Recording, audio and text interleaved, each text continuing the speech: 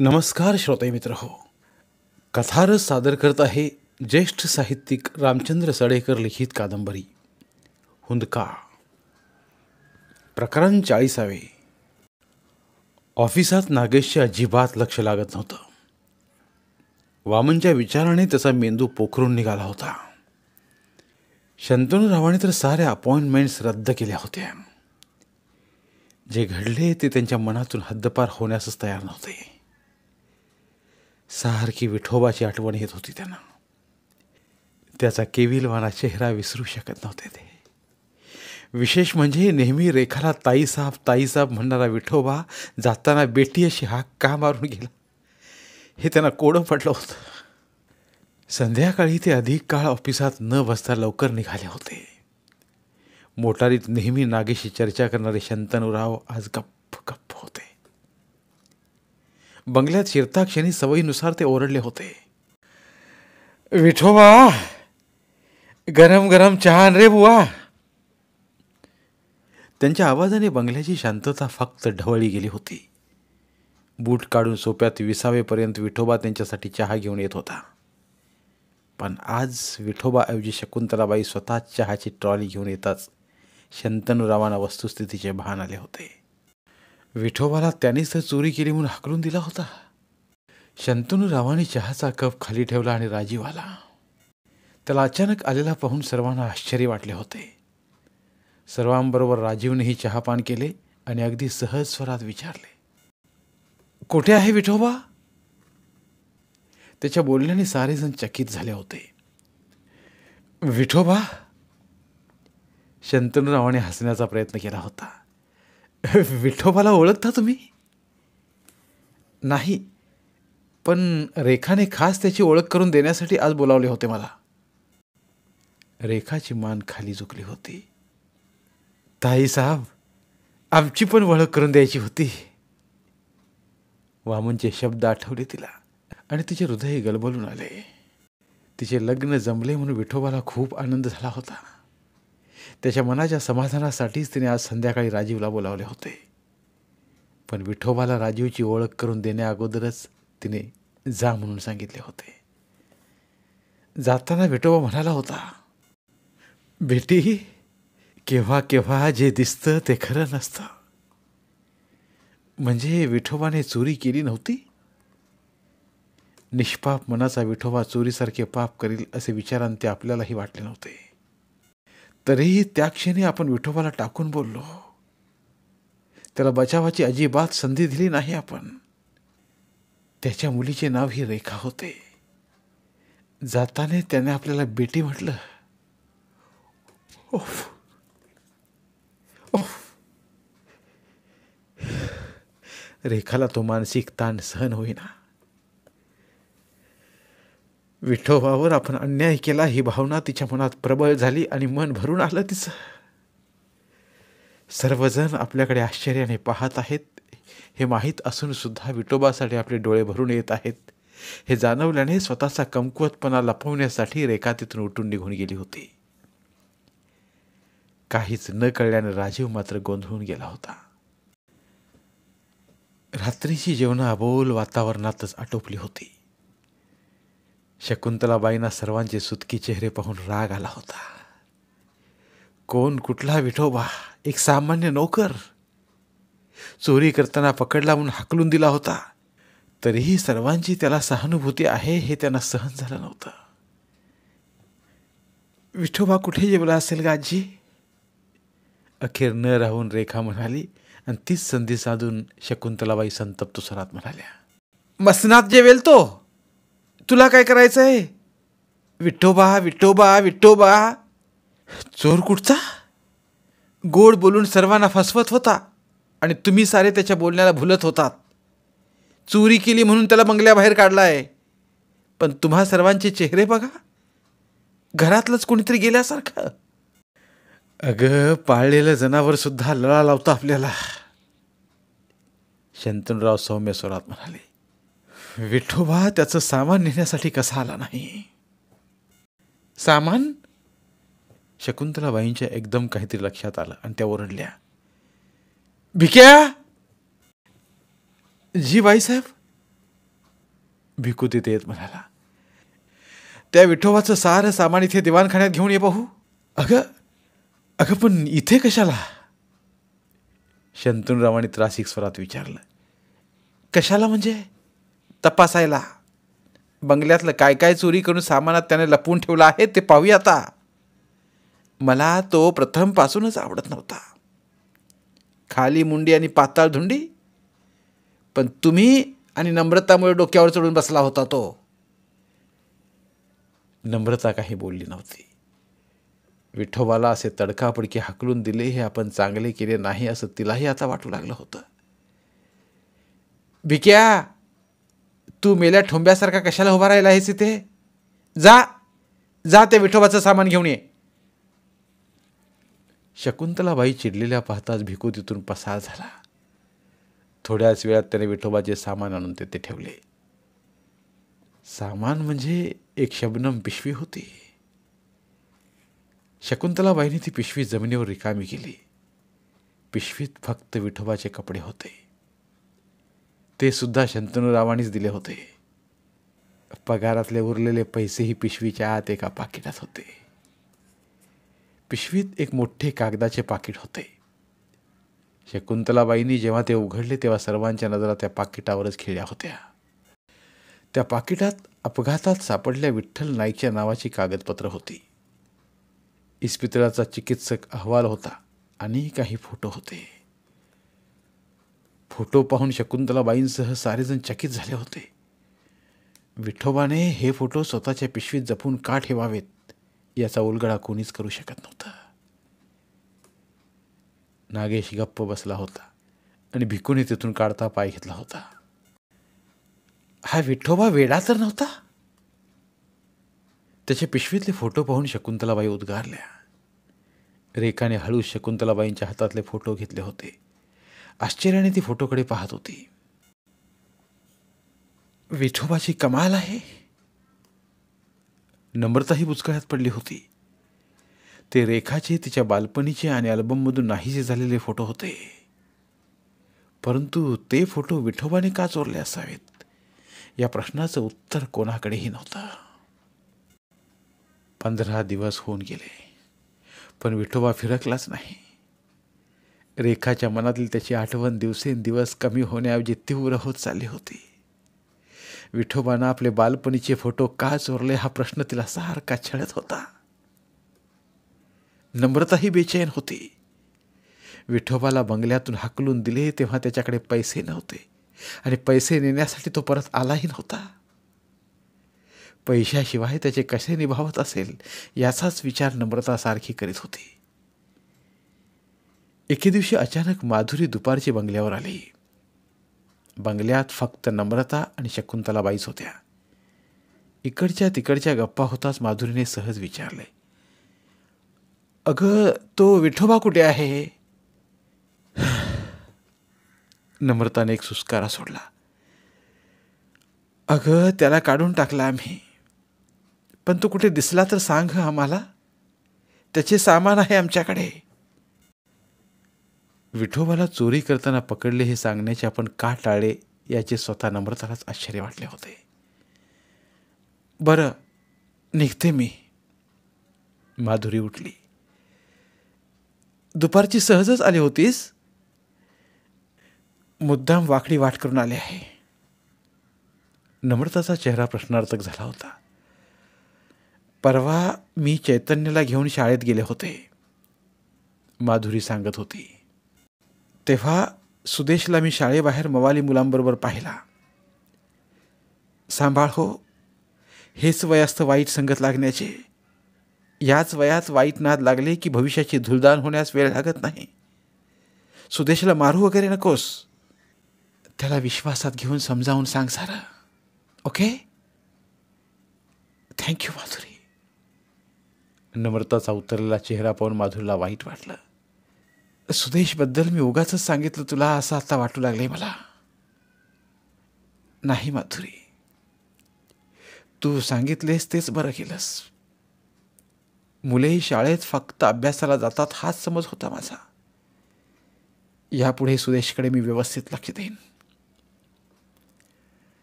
संध्याकाळी शाळेतून परतल्यावर नम्रताने सुदेशला खूप खोदून विचारलं आणि अखेर दमही भरला. सुदेश किती निर्ढावला आहे याची तिला कल्पना येणे शक्य नव्हते. त्याने सरळ तिच्या गळ्याची शपथ घेऊनच आपण मवाली मुलांबरोबर संबंध ठेवणार नाही असे सांगताच नम्रताचा सुदेशवर विश्वास बसला होता.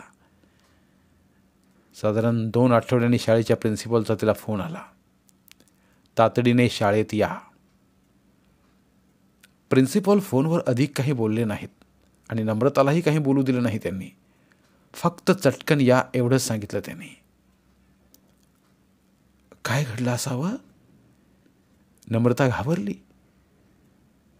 सुदेशला अपघात तर झाला नाही? तिने लगेच शंतनूराव आणि नागेशला ऑफिसात फोन केला. परंतु काय झालं असावं या त्यांच्या प्रश्नाला तीही समाधानकारक उत्तर देऊ शकत नव्हती. तिने फक्त एकच घोषा लावला होता की तुम्ही घरी परत या. नम्रता आत्मविश्वास गमावून बसली आहे. ध्यानात येऊन शंतनूरावाने आम्ही बंगल्यावर येतो असं तिला आश्वासन दिलं होतं. नम्रता बिचकतच शाळेत शिरली होती आणि प्रिन्सिपॉलनी बोलावताच बिचकतच त्यांच्या केबिनमध्ये गेली होती. बसा. प्रिन्सिपॉल गंभीर स्वरात म्हणाले होते. सुदेश ठीक आहे ना? बसता बसता नम्रताने कातर स्वरात विचारलं होतं. प्रिन्सिपॉल तिला काहीतरी सांगणार तोच बाहेर बुटांचे आवाज झाले होते. केबिनच्या दरवाजापाशी आवाज थांबले. दरवाजा उघडला गेला. नम्रताने कुतूहलाने मागे मान वळवली. एक फौजदार प्रथम आत आला आणि त्याच्या पाठोपाठ सुदेश व इतर 3 मुले आली. एका पोलीस इन्स्पेक्टर बरोबर सुदेशला पाहून नम्रताला आश्चर्य वाटलं होतं. त्याला धडधाकट पाहून तिची अस्वस्थता दूर पळाली होती. परंतु एका नव्या अनामिक भीतीने तिच्या मनात शिरकाव गेला होता.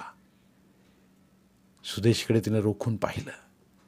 सुदेशने मान खाली घातली होती, पण त्याच्या गालावरचे सुकलेले अश्रू आणि त्याचा दिनवाना झाला चेहरा बरंच काही सांगून गेला होता तिला. याचा अर्थ? नकळत नम्रताचा आवाज कठोर झाला होता. बसा इन्स्पेक्टर साहेब.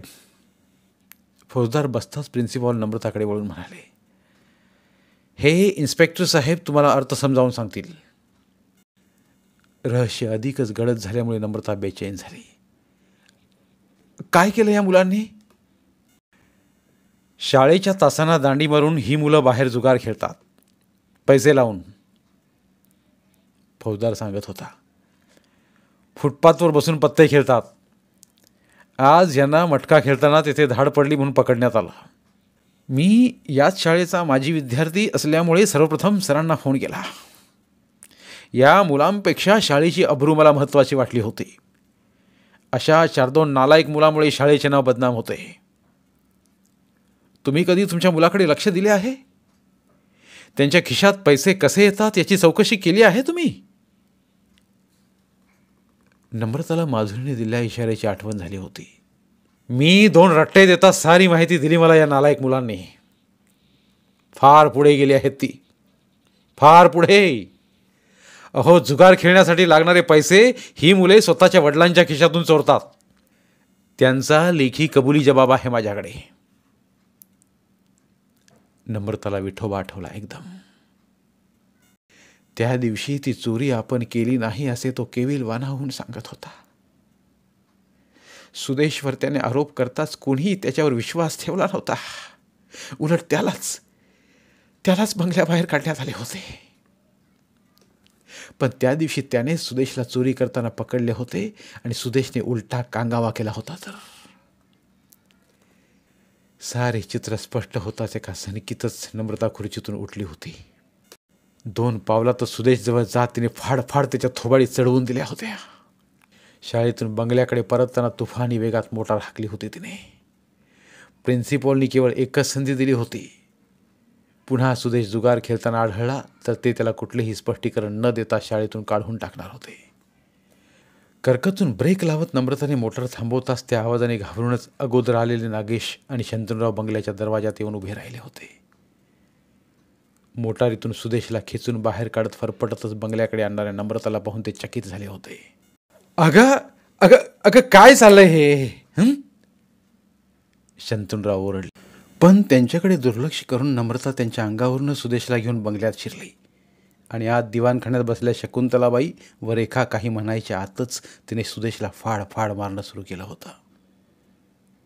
सुदेश ओरडत होता, किंचाळत होता, रडत होता आणि नम्रता त्याला मारत होती.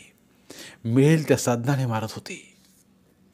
मामी, अगं अगं जीव जाईल त्याचा. अखेर रेखाने सुदेशला पाठीशी घातलं होतं. त्या भरात तिनेही 2-3 रट्टे खाल्ले होते. सुटेन सुटेन मग मी एकदाची, आवेगाने नम्रता म्हणाली. कसला मनस्ताप झाला आहे तुला एवढा? हं? शंतनुराव नाराजीने म्हणाले. किती मारलंस त्याला? भूत संचारल्यासारखी वागते अगदी. शकुंतलाबाईंनीही आपली नापसंती व्यक्त केली होती. तसाच वागला आहे तो, रागाने ओरडली नम्रता. तो शाळा चुकून जुगार खेळतो आणि जुगार खेळण्यासाठी त्याच्या डॅडींच्या खिशातून पैसे चोरतो, नालायक. पुन्हा रागाने नम्रताने सुदेशला मारले. सर्वांनाच ऐकून धक्का बसला होता. ओरड ऐकून तिथे आलेला भिकूही चकित झाला होता. परवा आपण विठोबाला चोर ठरवला, पण खरा चोर हा नतद्रष्ट होता. म्हणजे? रेखाने सुदेशला सोडले होते. विठोबाने चोरी केली नव्हती. विठोबाने या नालायकाला चोरी करताना पकडलं होतं, पण यानं उलटा कांगावा केला. ऐकू, बिचारा विठोबा. रेखा कळवळली होती. विठोबा जाताना तिला म्हणाला होता की दिसतं तसं नसतं काही वेळेला. म्हणजे विठोबा निर्दोष होता आणि आपण त्याच्या विरुद्ध साक्ष दिली. सुदेशच्या बाजूने, एका चोराच्या बाजूने. अरे देवा, अरे देवा. रेखा मटकन खाली बसली होती. विठोबाचा घायाळ चेहरा ती विसरू शकत नव्हती. भिकूला मात्र समाधान वाटले होते. विठोबा उर्फ वामनने चोरी केलेली नाही हे ऐकून त्याच्या मनावरचे दडपण नाहीसे झाले होते. पण सत्य उघड होताच नागेशच्या मनावरचे दडपण मात्र अकारण वाढले होते. अगं म्हणून काय एवढं मारायचं सुदेशला? शकुंतलाबाईंनी रागाने विचारलं. त्याचे फार लाड करू नका तुम्ही, निग्रही सुरात नम्रता म्हणाली. जुगार खेळतो आणि वर निगरगट्टपणे विठोबावर चोरीचा आळ टाकतो, नालायक. पुन्हा फाडफाड मारलं नम्रतानं सुदेशला. अगं एका नोकरासाठी तू स्वतःच्या मुलाचा जीव घेणार? शकुंतलाबाईंनी तिचा हात पकडीत विचारला. नोकर मालक प्रश्न येतो कुठे इथे? ताडकन नम्रता म्हणाली. माणुसकीचा प्रश्न आहे हा. ह्याच्यामुळे आपण विश्वासू विठोबाला अविश्वासू ठरविला. याच्या कृत्यामुळे आपण सर्वांनी विठोबाला धक्के मारून ढाकलला. त्याचा अपराध काय तर तो नोकर होता. सुदेशने चोरीही केली आहे आणि जुगारही खेळला आहे. हाकलून दे पाहू त्याला बंगल्यातून. अगं आपला आणि परका यात फरक आहे की नाही? गुन्हेगार कधीही आपला आणि परका नसतो. नम्रताचा एक एक शब्द नागेशचा थरकाप उडवीत होता. तो गुन्हेगारच असतो. त्याच्या गुन्ह्यामुळे जर एखादा निर्दोष माणूस आयुष्यातून उठत असेल तर त्याचा गुन्हा अक्षम्य ठरतो. मी सुदेशला कधीच क्षमा करणार नाही. विठोबा जेव्हा त्याला क्षमा करील तेव्हा मी त्याला माफ करीन. तोपर्यंत मी त्याच्याशी एक शब्दही बोलणार नाही. पण मम्मी. शडप शडप. विठोबावर आळ घेताना शरम वाटली नाही तुला? या मुंबईत त्याचं कोणी नाही. त्याच्याकडे पैसे नाहीत त्याच्याकडे. काय खात असेल तो आता, कुठे राहत असेल तो याची कल्पना करू शकतोस तू?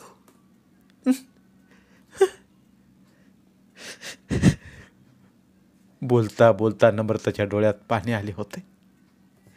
त्याच्यावर अन्याय करताना तुझं मन कचरलं नाही आणि मी तुझ्यावर विश्वास ठेवून त्या बिचाराला बंगल्याबाहेर होण्यास सांगितलं.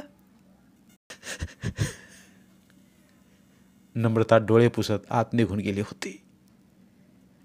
वातावरण सुन्न झालं होतं. त्या क्षणी रेखाला तुरुंगातील वामन आठवला होता. त्यानेही तिला सांगितलं होतं की काही वेळेला जसं दिसतं तसं नसतं. विठोबाही तसंच म्हणाला होता आणि विठोबा खरोखर निर्दोष ठरला होता.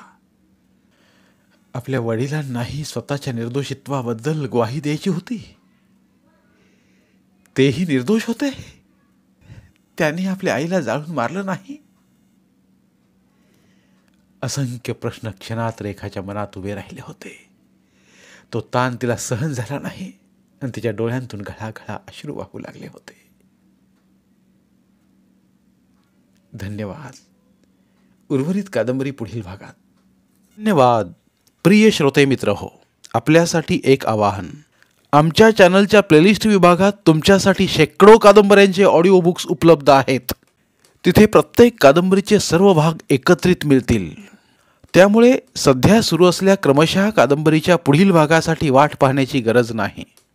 तुमच्या वेळेनुसार तुम्ही संपूर्ण कादंबरी सलगपणे ऐकू शकतात आणि साहित्याचा आस्वाद घेऊ शकता. कृपया आमच्या चॅनलच्या होमपेजवर जाऊन प्लेलिस्ट चेक करा आणि तुमची आवडती कादंबरी निवडा. धन्यवाद.